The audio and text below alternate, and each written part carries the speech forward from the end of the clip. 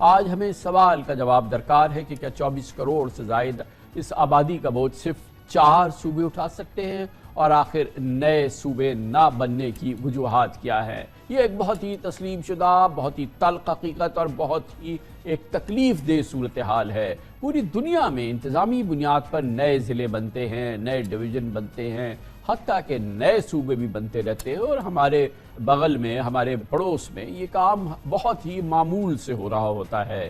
پاکستان کا آئین کا آرٹیکل 239 کسی بھی صوبے یا انتظامی یونٹ کی جغرافیائی حدود میں تبدیلی کی اجازت دیتا ہے، جس کے لیے متعلقہ صوبے کی اسمبلی اور پارلیمنٹ کے دونوں ایوانوں سے 2/3 اکثریت سے منظوری لینا ضروری ہے۔ اہم بات یہ بھی ہے کہ مسلم لیگ نون، پیپلز پارٹی اور پی ٹی آئی سمیت ملک کی تمام چھوٹی بڑی سیاسی جماعتیں نئے صوبوں کی تشکیل کی حمایت کرتی ہیں۔ خاص طور پہ پنجاب کی تقسیم اور نئے صوبوں کی تشکیل ہر سیاسی جماعت کے انتخابی منشور کا حصہ رہا ہے، لیکن نہ جانے کیا وجہ ہے کہ جنوبی پنجاب میں سرائکی صوبہ نہ بن سکا، شمالی پنجاب میں صوبہ پوٹھہار کی راہ ہموار نہ ہو سکی، اور نہ پنجاب اور کے پی کے سنگم پر ہزارہ صوبے کی خواب کو تعبیر ملی۔ نہ بہاولپور کی اپنی پرانی صوبائی حیثیت بحال ہوئی، اور بہاولپور کو صوبہ بنانے کی تحریک تو 1951 سے جاری ہے، کیونکہ بہاولپور قیام پاکستان سے پہلے بھی صوبائی خود مختاری رکھتا تھا۔ اس وقت 1 کروڑ سے زیادہ آبادی رکھنے والے قبائلی عوام بھی علیحدہ صوبے کا مطالبہ رکھتے ہیں، جبکہ سندھ میں تو نئے صوبے کی تجویز کو بھی سندھ دھرتی کی تقسیم سے تعبیر کیا جاتا ہے۔ صوبائی مرکزیت کی وجہ سے ملک میں وسائل اور اختیارات کی تقسیم کا منصفانہ کوئی نظام نہیں بن سکا ہے، جس کے نتیجے میں ملک کے مختلف حصے پسماندگی، غربت اور محرومیوں کا شکار ہے۔ یہی وجہ ہے کہ مختلف الگ الگ صوبوں کی تحریکیں اپنے جائز حقوق کے لیے نئے صوبوں کا مطالبہ کرتی ہیں۔ نئے صوبوں کے لیے آواز اٹھانے کا بنیادی مقصد اپنے اپنے علاقوں کی پسماندگی، محرومیوں اور عوامی مشکلات کا خاتمہ ہے۔ آج کے دور کے مسائل میں سے ایک یہ بھی ہے کہ جو شہر صوبائی دارالحکومت سے جتنا دور ہو وہ اتنا ہی پسماندہ ہے۔ قومی اسمبلی کو چند ممبران تک محدود رکھنے کے بجائے توسیع دے کر سب صوبوں کو نمائندگی ملے گی، تاکہ حقیقی طور پہ عوامی اسمبلی بن پائے اور عوام کی اکثریت کو حق نمائندگی ملے اور قانون سازی کے عمل میں عوام کی اکثریت شامل ہو۔ نئے صوبوں کی تشکیل سے متعلق ہم نے چاروں صوبوں کے عوام سے رائے جاننا چاہیے، تو اکثریت نے انتظامی اعتبار سے نئے صوبوں کو ملک کے مسائل کی حل کی ضمانت قرار دیا، اور یہ کوئی اچنبھے کی بات نہیں ہے۔ کسی بھی شخص سے، کسی بھی پاکستانی سے اور کسی بھی پڑھے لکھے پاکستانی سے پوچھے کہاں ہوگا کہ وہ کہے کہ نہیں اتنے بڑے بڑے صوبے ہونے چاہیے جو دنیا کے کئی بڑے ملکوں سے بڑے صوبے ہیں۔ یہ کیسے ممکن ہے؟ کراچی شہر 3.5 کروڑ آبادی کا شہر، مگر اس کے باوجود جو ہے وہ سندھ کا ایک حصہ ہے، اور بہرحال بہت کمپلیکیشن ہے۔ تاریخی حقائق گواہ ہیں کہ جنرل ضیاء الحق ظفر احمد انصاری کمیشن کے تحت ملک میں 35 صوبے بنانے کے خواہش مند تھے۔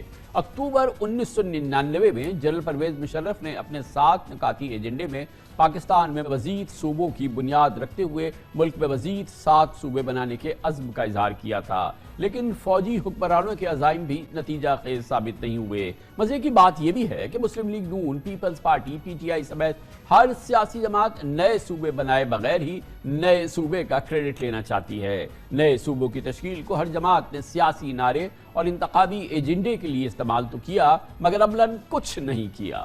ماہرین کہتے ہیں کہ صوبوں میں اضافے کے بعد وفاق و صوبائی وسائل کا نیا فارمولہ ترتیب دینا ہوگا، جس سے ملک کے تمام علاقے کے لوگوں کو فائدہ پہنچ سکتا ہے۔ انتظامی نظام ہے یہ تو بہت ہی فرسودہ ہے، انگریزوں کے بنایا ہوا ہے۔ ہونا چاہیے تو ڈیولوشن جسے کہتے ہیں، ڈی سینٹرلائزیشن جسے کہتے ہیں، یہ بہت ضروری ہے۔ ہر طرح سے ہر صورت میں کئی صوبے ہونے چاہیے، کم از کم خیبر پختونخوا میں 3 یا 4 بڑے یونٹس ہونے چاہیے۔ بلوچستان میں آپ آ جائیں، وہاں پہ ایک پشتون علاقہ ہے، قلعہ سیف اللہ، اور یہ اوپر نارتھ کی طرف وہ ایک ہو سکتا ہے۔ مکران کا ایک الگ صوبہ بنتا ہے۔ سندھ میں کئی 2 3 4 آپ آرام سے بنا سکتے ہیں۔ اگر ہم جمہوریت میں واقعی یقین کرتے ہیں تو میں تو کہوں گا جمہوریت اس لیول پہ ہونی چاہیے جہاں لوکل گورنمنٹ بہت میسر ہو اور بہتر چل رہی ہو، لوکل گورنمنٹ با اختیار ہو، اور اس کے لیے اگر ہمیں مزید صوبے بنانے چاہیے تو اس میں بہت جلد کرنی چاہیے، یہ دیر نہیں لگانی چاہیے۔ پاکستان میں پروونسز کے نمبر کو بڑھانے کی جو سوچ ہے وہ اس لیے ہے کہ ایک تو جغرافیکل سکیل اور ایک پاپولیشن کا جو پریشر ہے۔ یہ سوچا جاتا ہے کہ ملتان اگر 300 کلومیٹر دور ہے لاہور سے، کیسے اس کو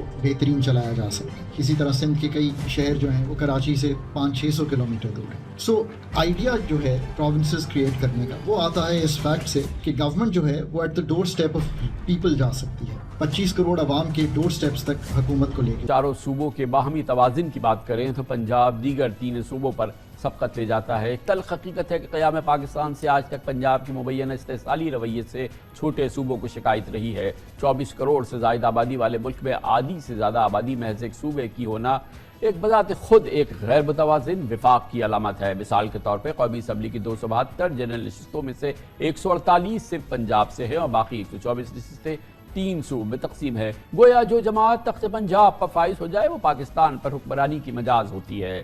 حیران کن طور پہ دنیا میں صرف 10 ممالک ایسے ہیں جن کی آبادی ہمارے پنجاب سے زیادہ ہے. اگر پنجاب کی آبادی کے اعتبار سے ملک کو تصور کر لیا جائے تو یہ چین، بھارت، امریکہ، انڈونیشیا، پاکستان، برازیل، نائجیریا اور بنگلہ دیش، روس اور میکسیکو کے بعد دنیا کا 11واں بڑا ملک ہوگا. پوری دنیا صوبوں میں اضافے کے حوالے سے کس طرز عمل کو اپنا رہی ہے؟ کئی ممالک میں بڑے صوبوں کے چھوٹے انتظامی یونٹ میں تبدیل کر کے نہ صرف سرکاری مشینری کو کارکردگی بہتر بنانے میں مدد ملی ہے بلکہ سرکاری اخراجات میں کمی ہوئی ہے اور صوبے بڑھانے کا بھارت میں بہت شاندار رہا ہے تجربہ. بھارت میں نئے صوبوں کے لیے الیکشن کمیشن بنایا گیا تھا جو مستقل طور پہ کام کرتا رہتا ہے. پچھلے 50 برسوں کے دوران بھارت میں کئی نئے صوبے بنے ہیں. لسانی بنیاد پر کئی صوبے بنتے ہیں اور انتظامی بنیاد پر بھی یہ کام ہو رہا ہے.